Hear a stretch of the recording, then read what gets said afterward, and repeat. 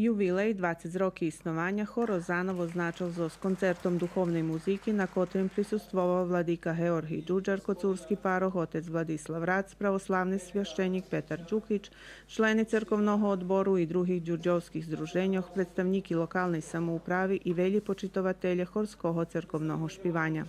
Fokus našo špivanje to prave cerkovna, bogoslужебna, vecej glasna muzika vostočno-cerkovnej orijentacije, ali repertoar še neprerivno obnavlja. Znači, vše učíme i novi stvari, takže se repertoar za to ti 20 roki se reprezentativni i bogati. Mi mali bardzo veljo uspešni putovanja, veljo pripoznanja u Білорусі, u Rumi sme bili perši hor, bili sme i drugi hor u tih sezonah špivanja. Jednostavno dobili smo i u Hrečevskій pripoznanje jak hor, ktorý špiva narodni rošpiv karpatoruskej muziki. Na koncertu učestvoval i hor Harmonija i hor Stefan Dečanski z Novom Sadu, ktorí na koncu programi vjedno s jubilantami odšpivali špivanku Milost Mira Arhangelskoho.